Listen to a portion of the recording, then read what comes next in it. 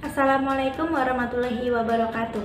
Nama saya Restu Wulandaru, nomor pokok mahasiswa 18510200165, kelas B semester 5, Prodi Perbankan Syariah, Fakultas Ekonomi dan Bisnis Islam, Universitas Islam Negeri Raden Intan Lampung.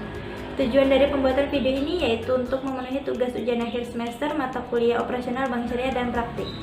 Dalam video ini saya membahas yang pertama yaitu kodifikasi akad produk pada bank syariah dan yang kedua yaitu produk pada BRI Syariah. Untuk pembahasan yang pertama yaitu kodifikasi akad produk pada bank syariah, terdapat 3 jenis yaitu penghimpunan dana, penyaluran dana, dan pelayanan jasa.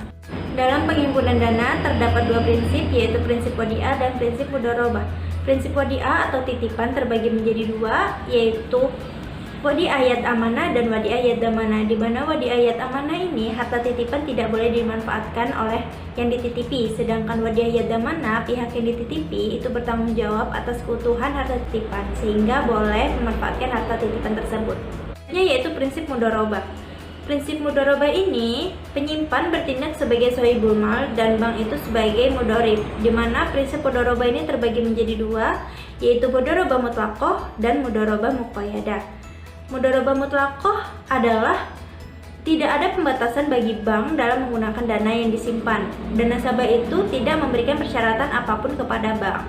Sedangkan mudharabah muqayyadah terbagi menjadi 2 yaitu mudharabah muqayyadah on balance sheet dan mudharabah muqayyadah off balance sheet. Contoh produk penghimpunan dana pada bank BRI Syariah adalah tabungan faedah BRI Syariah dan deposito BRI Syariah, di mana tabungan faedah BRI Syariah ini menggunakan akad wadiah yad damanah, sedangkan deposito BRI Syariah ini menggunakan akad mudharabah mutlaqah.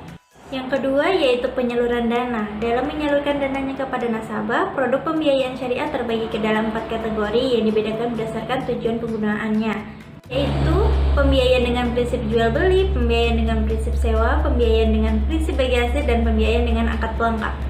Untuk yang pertama yaitu prinsip jual beli, di mana prinsip jual beli ini dilaksanakan dengan adanya perpindahan kepemilikan barang dengan tingkat keuntungan bank ditentukan di depan menjadi harga atas barang yang dijual. Transaksi jual beli ini dapat dibedakan berdasarkan bentuk pembayarannya dan waktu penyerahan barang, yakni pembiayaan murabahah, pembiayaan salam, dan pembiayaan istisna. Kemudian yaitu prinsip sewa atau ijaroh. Transaksi ijaroh ini dilandasi adanya perpindahan manfaat.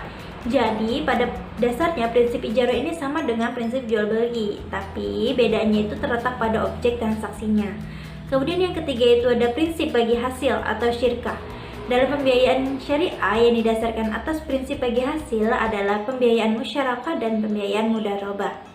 Kemudian contoh produk penyaluran dana pada Bank BRI Syariah adalah KPR BRI Syariah, pembiayaan umroh BRI Syariah, dan kart beragun emas, di mana akad KPR BRI Syariah yaitu menggunakan akad murabahah, pembiayaan umroh BRI Syariah menggunakan akad ijaroh, dan kart beragun emas menggunakan akad qard. Yang ketiga adalah pelayanan jasa. Dalam pelayanan jasa perbankan, Bank Syariah menerima imbalan atas jasa perbankan di luar fungsi utamanya sebagai lembaga intermediasi keuangan. Yang pertama yaitu wakalah. Wakalah atau perwakilan merupakan akad pemberi wewenang atau kekuasaan pada pihak lain untuk mewakili dirinya dalam melaksanakan urusan dengan batas kewenangan dan dalam waktu tertentu. Kemudian yang kedua itu ada kafalah. Kafalah merupakan pengalihan tanggung jawab kepada seseorang yang dijamin dengan berpegang pada tanggung jawab orang lain sebagai penjamin atas suatu kewajiban pembayaran.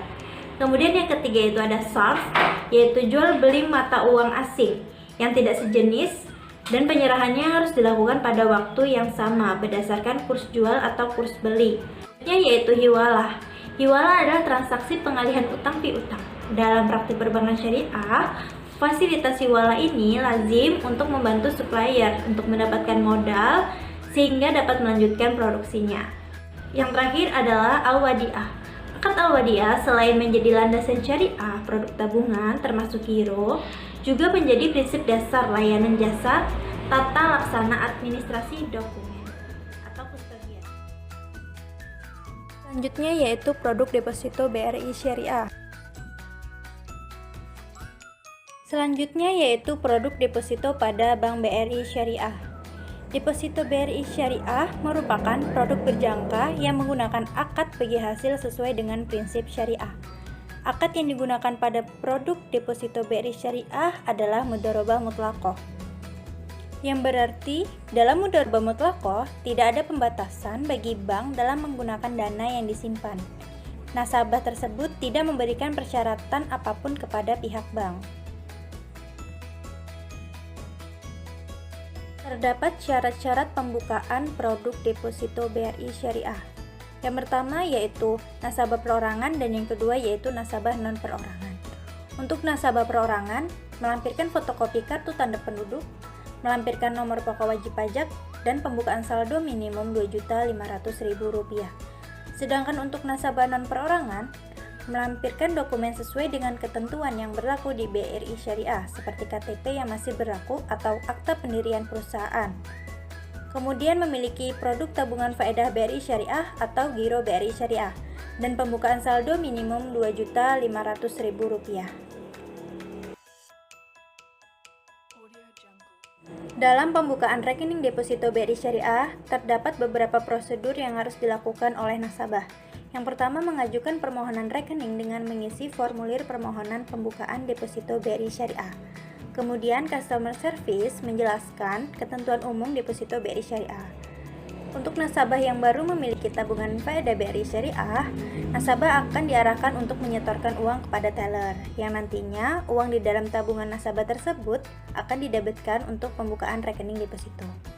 Selanjutnya, untuk nasabah yang sudah memiliki tabungan faedah BRI Syariah, maka customer service akan langsung mendebitkan rekening deposito tabungan untuk pembukaan deposito.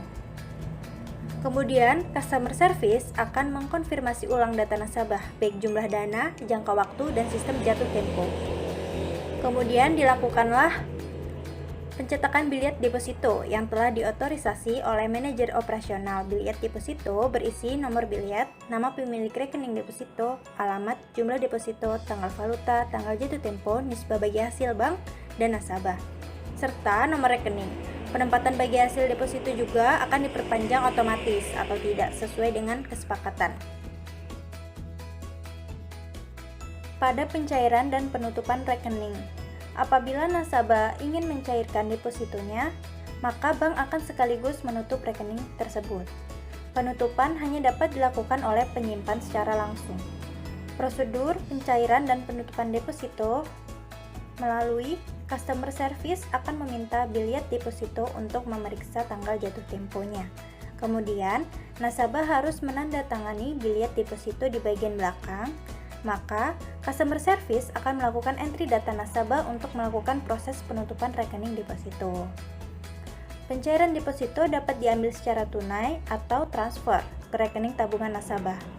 Untuk proses pencairan deposito ini, nasabah akan dikenakan biaya administrasi untuk biaya materai pada bilet sebesar Rp6.000.